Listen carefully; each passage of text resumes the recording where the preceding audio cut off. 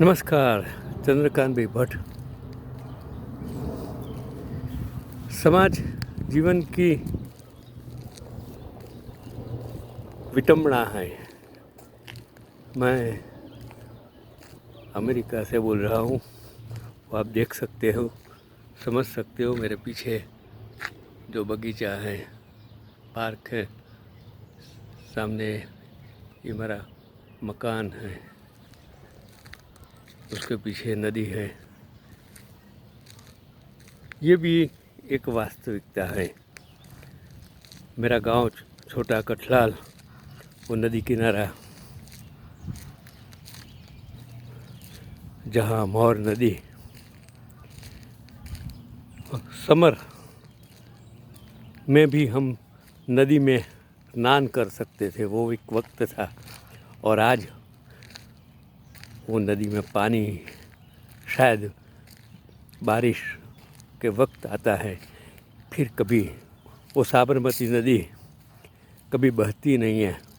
दोनों साइड से बंद कर दिए हैं और उसमें पानी भी नर्मदा का आता है। कितना बदल गया इंसान। हम टेक्नोलॉजी का उपयोग तो करते हैं, लेकिन वो टेक्नोलॉजी से लोगों को कितनी मदद मिलती है वो हमें पता नहीं है। आज जब टेक्नोलॉजी से मंगल पर भेजा हुआ यान फोटोग्राफ्स भेज सकता है, चंद्र पर इंसान जा सकता है, तब हम ये कहते हैं कि अमेरिका में भी ईवीएम वोटिंग मशीन है, यहाँ भी टेक्नोलॉजी है। और इंडिया में ईवीएम मशीन है, बोलते हैं फुल प्रूफ है। कोई टेक्नोलॉजी फुल प्रूफ कभी हो ही नहीं सकती है, ये विज्ञान ने साबित कर दिया है। उस जमाने में इतनी टेक्नोलॉजी नहीं थी, तब चंद्र पर रशिया और अमेरिका इंसान को भेजकर वापस ला सकता है। तो इतने सालों के बाद आज 2022 में अगर इलेक्शन होता है और ईवीएम में कहते हैं और वो सुप्रीम कोर्ट में बैठे बुद्धिशाली जीव जो वर्षों तक जजमेंट नहीं देते हैं,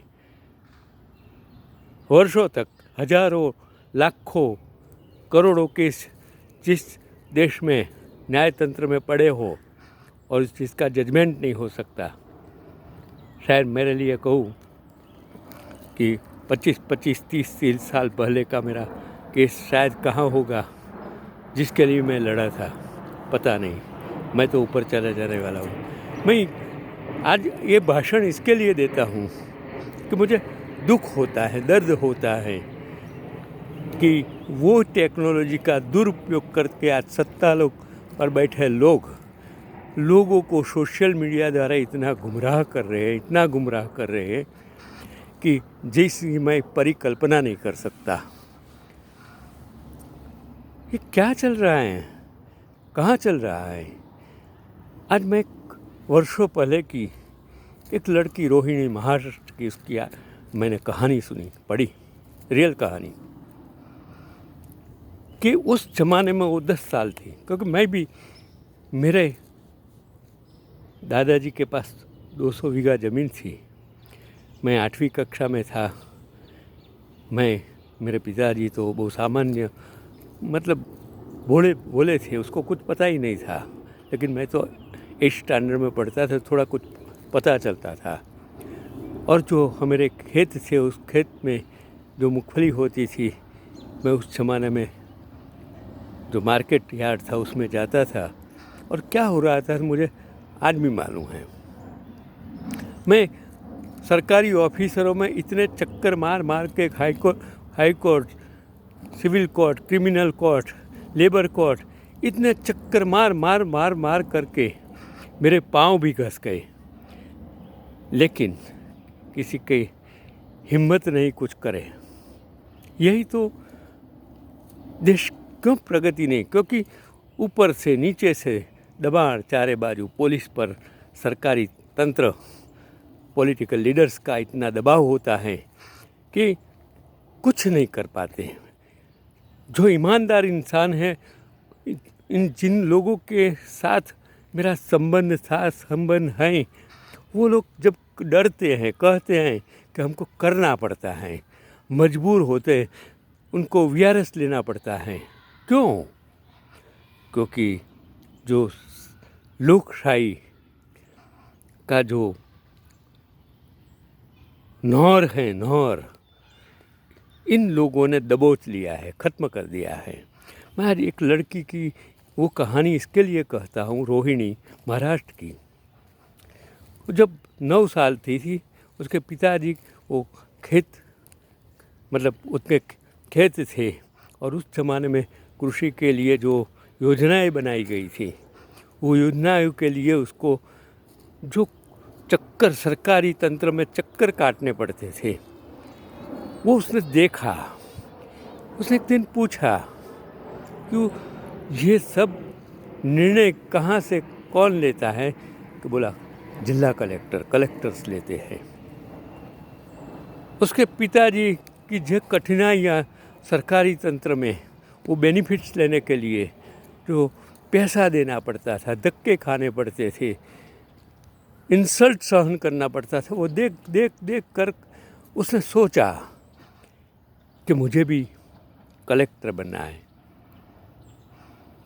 और वही धक्का, वही इंसल्ट, वही जूते घसना, वो देख कर उसने जब निर्णय कर दिया, इंस्पिरेशंस मिला और वो एज ऑफिसर हो गई और कलेक्टर भी हो गई। और वो आज जो उसने सहन किया था, उसमें से किस तरह लोगों को मदद हो सके, वो मदद करने का जरिया उसने खुद ने अप्लाई कर दिया।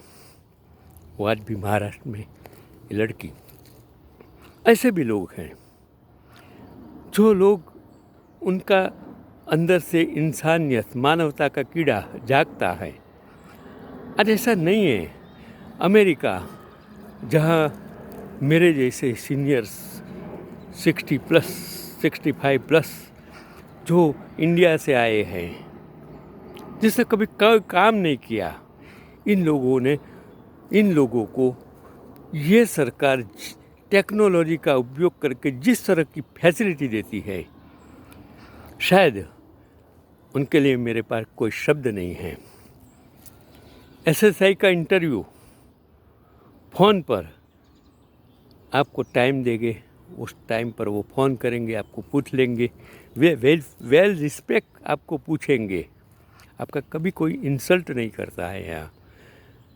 अगर आपको समझ में नहीं आता है तो इस देश में आप कहेंगे आई डोंट नो इंग्लिश, बोलेंगे आपको कौन सी भाषा आती है, वो इंटरप्रेटर देंगे, वो इंटरप्रेटर के साथ बात कराएंगे और आपके साथ वेल रिस्पेक्ट बिहेव करके आपका प्रॉब्लम्स, कहीं भी आपको एक नया पैसे की लांच रुश्वत देने की जिस देश में इसी वजह से ज़रूरत नहीं होती है।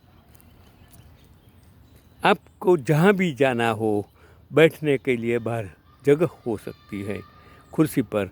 जो इंसान कोई पटावड़ा नहीं, प्यून नहीं होता है, वो खुद ऑफिसर बाहर आएगा, आपका नाम बोलेगा, आपको अंदर कैबिन में ले जाएगा, बिठाएगा, प्रश्न पूछेगा, आपका प्रॉब्लम सॉल्व करके बाहर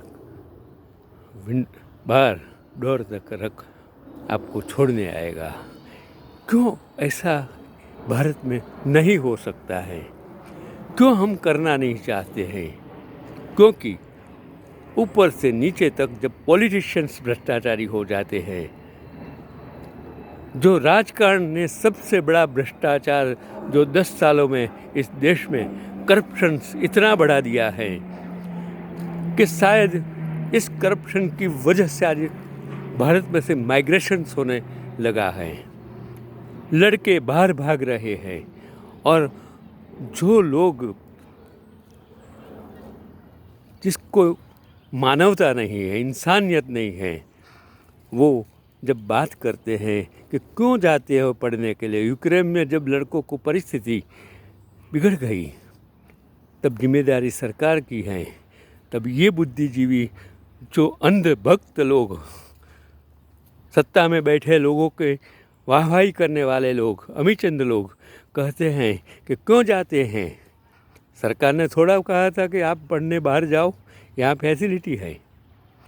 लेकिन ये बेवकूफ़ लोग समझते नहीं हैं कि सरकार जो भी लोग पढ़ने के लिए जाते हैं उसका जब उसमें से पैसा सरकार काट लेती है, इन लोगों को जब प्रॉब्लम्स होता है तो उनको लाने के लिए उन्हें के ही पैसे का उपयोग सरकार करती है और फिर वाहवाही सरकार करती है कि देखो हमने लड़कों को इस परिस्थिति में लाए, फ़ोटोशूट करते हैं। ये चीज़ इस देश में नहीं है। हम कब तक वाहवाही में मानवता भूल जाएंगे, इंसानियत भूल जाएंगे, गरीबों की परिस्थिति समझ नहीं पाएंगे। आज इतने राजा जैसे स्वयंवर हो, इतना तो खर्च राजा लोग भी नहीं करते थे। इतना वो जो महाराजा लोग तो इलेक्शन के बाद जो फंक्शंस करते हैं, किसके पैसे से? लोगों के पैसे से, धनाढ्य लोगों के पैसे से इलेक्शन लड़ने वाले लोग, इंडस्ट्रियलिस्ट के पिट्ठू लोग जब सत्ता में बैठते हैं, जैसे महाराजा धीराज, और जो फंक्शन, फोटो फंक्शंस करते हैं, इसमें जो खर्च करते हैं, तब ये गरीब देश की प्रजा के लिए आप क्या संदेश देना चाहते हैं? यही संदेश देना चाहते हैं। और फिर आप कहते हो कि हम प्रजा के सेवक हैं। क्या ये आप इतना भी नहीं समझ पाएंगे कि आपकी जिम्मेदारी क्या है? क्या तुम लाल बहादुर शास्त्री नहीं बन सकते हो? बन सकते हो। आप तो इन लोगों की, जिन लोगों ने क्या आप अटल बिहारी वाजपेयी नहीं बन सकते हो? क्या इन लोगों ने 2 सीट में से 200 सीट लाने का काम, भगीरथ काम किया था? इन लोगों को आप ऐसा बताते हो कि आज जो भी सत्ता में हैं, जो भी तख्त नशीन हुए हैं, वो उसकी ताकत से हुए हैं। भाई थोड़ी तो शर्म करो। आज इतना गर्व मत करो, क्योंकि कल ईवीएम होगा कि नहीं होगा, एक दिन याद रखना। अगर ईवीएम आपको न्याय, ईवीएम की मशीन से आप सत्ता में बैठ सकते हो, तो याद रखना कुदरत का करिश्मा भी है, वो ईवीएम भी आपको नहीं छोड़ेगा। क्योंकि आप जो सत्ता पर गलत रास्तों से बैठते हो, तब ये समझना कि ऊपर से देखने वाले हैं, ये मत भूल जाना।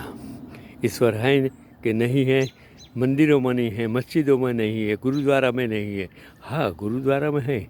ये लोग सेवा करते हैं, सच्ची सेवा करते हैं, सच्चे लंगर चलाते हैं। वो जलाराम बापू, वो देखो, वो सेवा करने वाले, कभी उसका कोई मूर्ति मंदिर नहीं होता है, वो भी सेवा के। तो भूल जाओ। मैं किसी की टिक्का करने के लिए कोई पक्ष के बारे में मैं बात नहीं करना चाहता हूँ। सिर्फ मैं यही कहना चाहता हूँ कि अगर सरकारी जो सेवाएं लोगों को लिए हैं, वो लोगों तक जब चैनल में भ्रष्टाचार कम हो जाएगा, लोगों को सरलता से वो बेनिफिट्स मिलने जाएंगे, तब समझ लेना कि सच्चा राम राज्य तब आया है। बाकी ये राम मंदिर बांधने से, अयोध्या में मंदिर बांधने से, राम का मूर्ति रखने से राम राज्य नहीं आएगा, ये समझ लो। वक्त का तकाज़ा है, वक्त आपको कहता है समझ जाइए, सुधर जाइए। बाकी वक्त आपको छोड़ने वाला नहीं है। वक्त आएगा, आपका भी आएगा। जो चले गए उसी तरह आप भी चले जाएंगे, आपको भी कोई याद नहीं रखेगा। कसाब भी था, नथुराम गोडसे भी था। अपना नाम उस श्रेणी में मत लिखाइए। वक्त है, समझ जाइए, सुधर जाइए।